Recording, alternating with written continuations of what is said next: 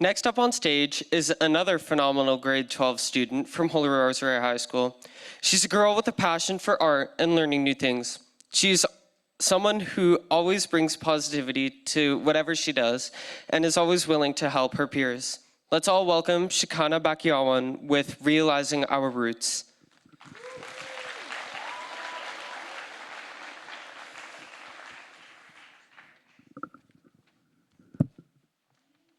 Being one with your culture is such an important part of knowing yourself. It sets a strong foundation for how you see the world. Where a strong foundation is sturdy and resilient to nature, a weak foundation can only handle so much before it begins to crumble. Growing up in Canada to Filipino parents, English was my first language, but I never got to understand the others. Without understanding Ilocano, I got to focus more on the things I was more interested in, like books and PBS Kids.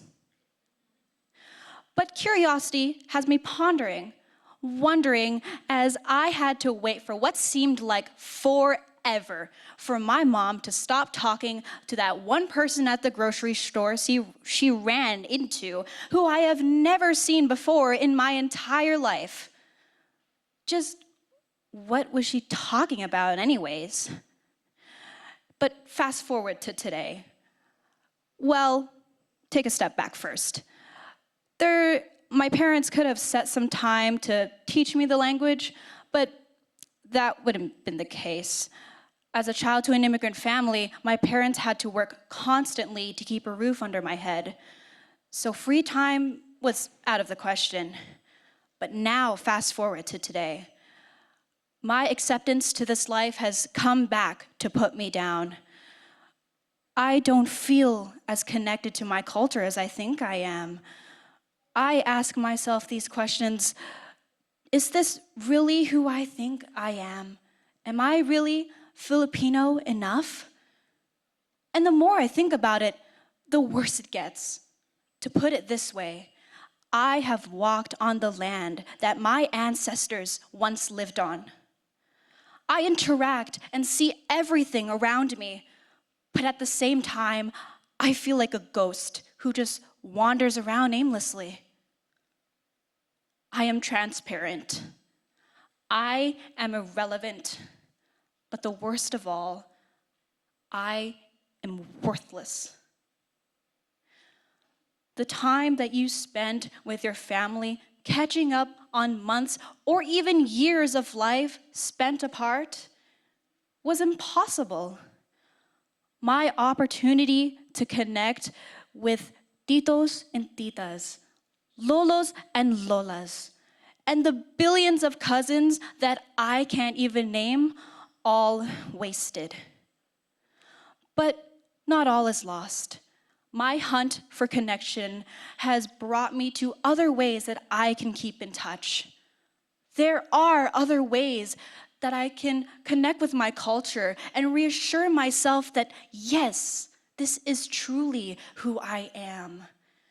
Experiences that transcend the needing to understand, memories you create and share with those you love, the feeling of hot air breathing on your face.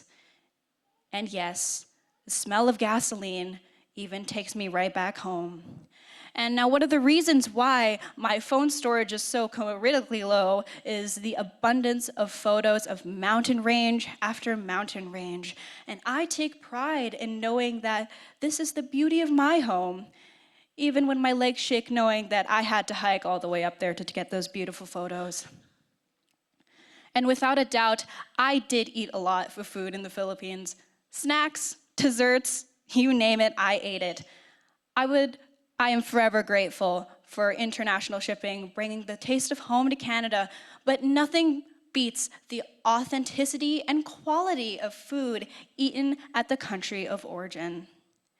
And besides my dad blasting music from his phone whenever he has the chance, music has history too.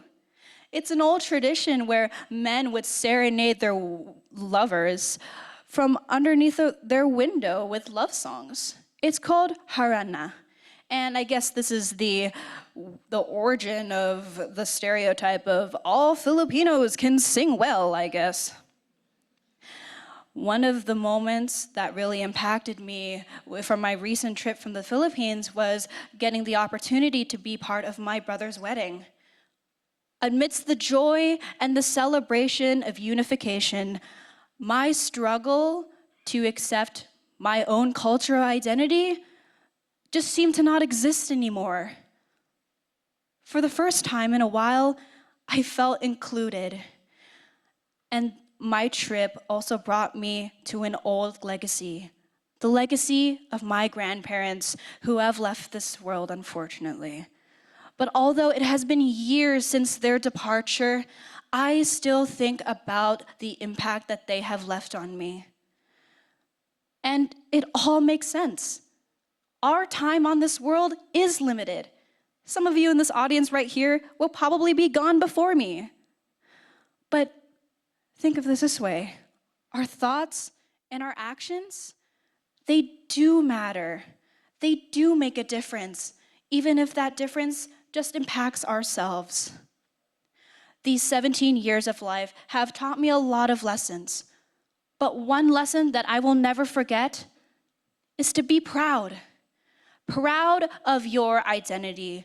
Proud of the upbringings which have shaped you into the person that you are today. So be proud of yourself.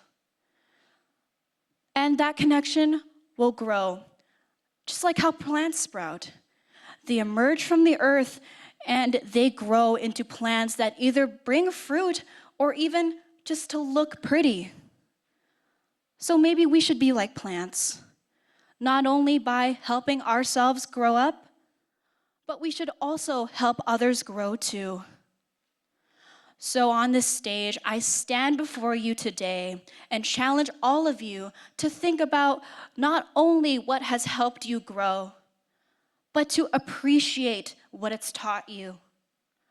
All of your failures, all of your victories, your flaws, and your failures.